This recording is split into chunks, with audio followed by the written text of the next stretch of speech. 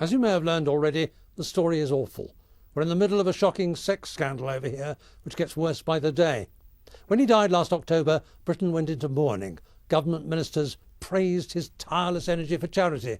This one man had raised more than $60 million for good causes. He was made Knight Commander of St. Gregory the Great in a special award from the Pope. Her Majesty the Queen conferred a British knighthood upon him. Sir Jimmy Savile, once an ordinary Yorkshire coal miner, had become a beloved national treasure. But now, over the last few weeks, the trickle of rumours has become a flood of accusation, because all the while Jimmy Savile was a sex monster responsible for molesting underage girls, and not just a few of them.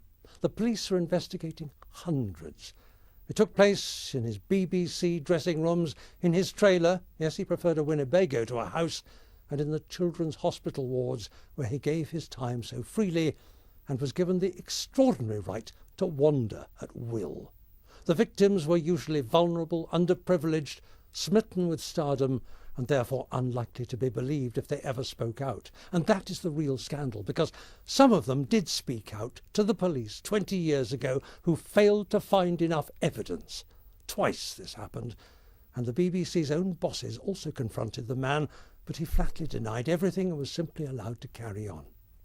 Yet rumours had been circulating for years. Many influential people knew enough to be worried, but said absolutely nothing.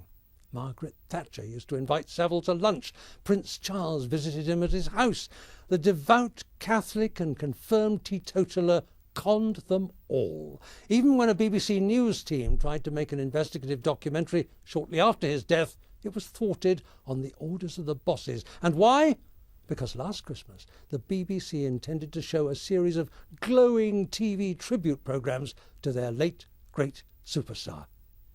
Britain's world-famous broadcasting institution now looks pathetically blind to the obvious. They've called in a senior judge to investigate what went wrong in an effort to clean up their own act. At last, the police have begun a proper investigation and are interviewing rising numbers of victims and a lot of other big-name showbiz suspects too. But the real perpetrator, born on Halloween incidentally, will never face justice. It's all come too late for that. This is Ed Boyle for CBS News in London.